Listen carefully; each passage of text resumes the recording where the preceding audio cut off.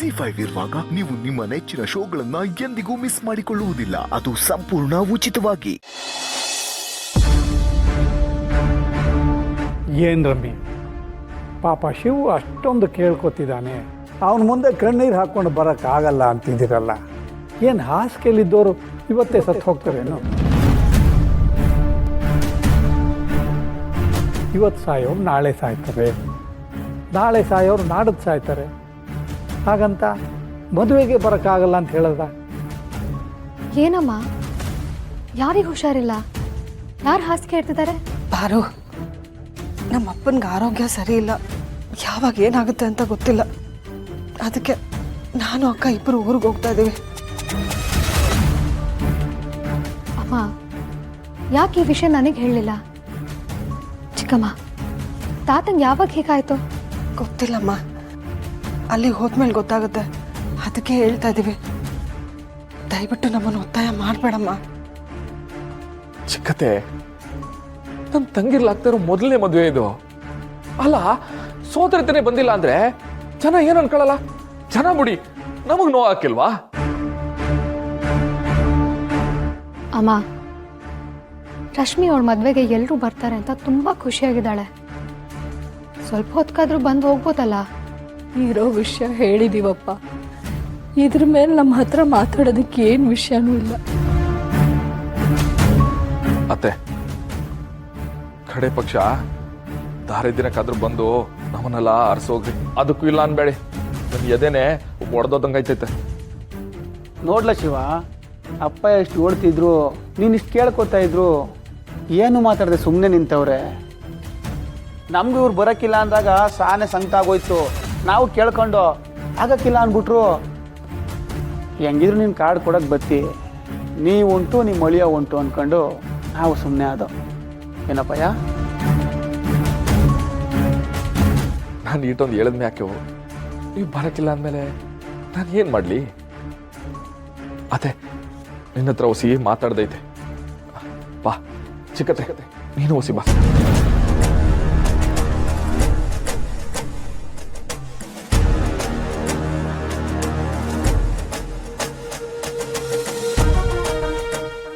ಅಮ್ಮ, ನಿಮ್ಮನ್ನ ಕೇಳಿದ್ರೆ ಅಪ್ಪನ ಕಡೆ ನೋಡ್ತಿದ್ದೀರಲ್ಲ, ಏನು ಅಪ್ಪನ್ಗೆ ಹೇಳ್ದೆ ಏನು ಮಾಡಬಾರ್ದು ಅಂತ ಹೇಳಿದಾರ? ಯಾಕಪ್ಪ ಹಾಗೇನಾದರೂ ಹೇಳಿದ್ದೀರಾ? ಅಲ್ಲ, ಏನು ಸಮಸ್ಯೆ ನಿಮ್ಮ ಮಧ್ಯೆ ಹೇಳಿ, ನನಗೀಗಲೇ ಗೊತ್ತಾಗಬೇಕು. ಅಯ್ಯೋ, ಹಾಗೇನಿಲ್ಲಮ್ಮ, ಸುಮ್ಮನೆ ನೋಡಿದೆ ಅಷ್ಟೇ. ಸುಮ್ಮನೆ ತಾನೆ? ಮತ್ತು ನನ್ನ ಗಂಡ ಅಷ್ಟು ಸತಿ ಹೇಳ್ತಿದ್ದಾನಲ್ಲ, ಬನ್ನಿ.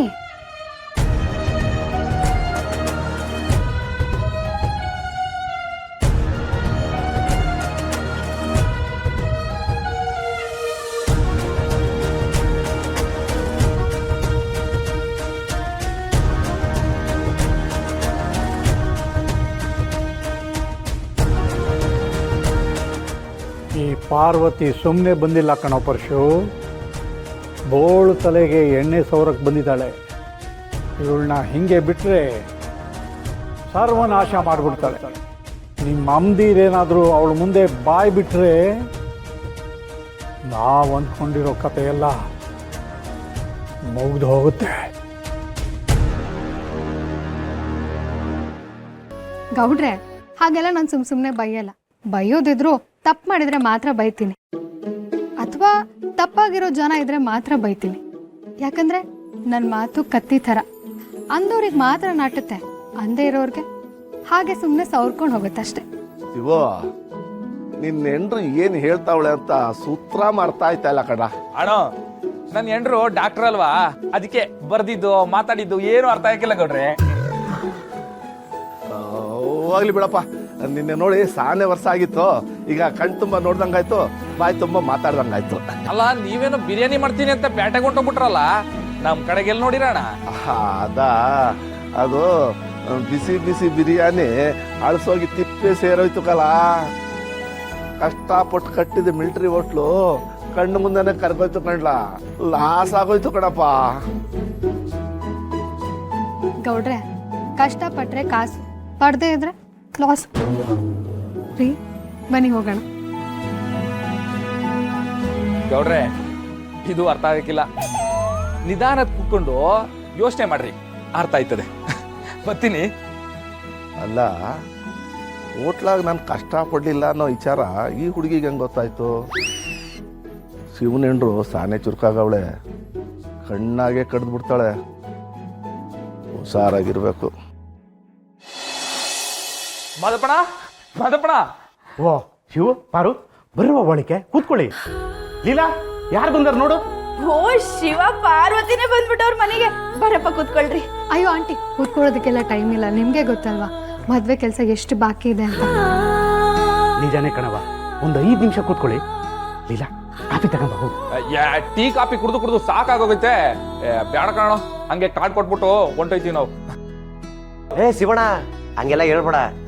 ನಿನ್ನ ಹೆಸರು ನಾವು ಕುಡಿತೀವಿ. ಹೂ ಅನ್ನು ಸೀನಾ, ಲೀಲಕ್ಕೋ ಕಾಫಿ ಕುಡಿಲಿಲ್ಲ ಅಂತ ಬೇಜಾರ್ ಮಾಡ್ಕೋಬೇಡ. ಇನ್ನೊಂದ್ಕಿಂತ ಬಂದು ಕುಡ್ದು ಹೋಯ್ತೀವಿ ಅಲ್ವಾ ಪಾರು? ಹಾ ಸೀನಾ, ನಮ್ ರಶ್ಮಿ ಮದ್ವೆ, ಇನ್ನು ಸ್ವಲ್ಪ ಕೆಲಸ ಕೈ ಜೋಡಿಸಿ ಮದ್ವೆನ ನಡ್ಸ್ಕೊಡ್ಬೇಕು. ಹ್ಞೂ ಕಲ, ಗೋಡಂಬಿ ಗುರ್ಕೆ ಎಲ್ಲ ಇರ್ತಾರೆ, ಅವ್ರ ಜೊತೆ ನೀನು ಸೇರ್ಕೊಂಡು ಹೊಸ ಕೆಲಸ ಮಾಡ್ಬೇಕು. ಅಯ್ಯೋ ಶಿವಣ್ಣ, ಅದಕ್ಕೇನಂತೆ, ನಮ್ಮನೆ ಮದುವೆ ಅನ್ಕೊಂಡ್ ಮಾಡೋಣ ಬಿಡು. ಅದಕ್ಕಲ್ಲ ಸಬಾಸ್.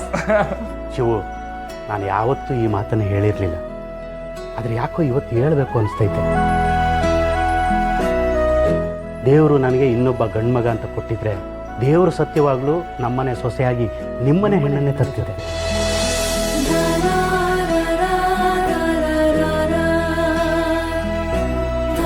ನಿಮ್ಮನೆ ಸಂಸ್ಕಾರ, ನಿಮ್ಮನೆ ಹೆಣ್ಣುಮಕ್ಕಳು ಕಲ್ತಿರೋ ಬುದ್ಧಿ ಎಲ್ಲೂ ನೋಡಿಲ್ಲಪ್ಪ.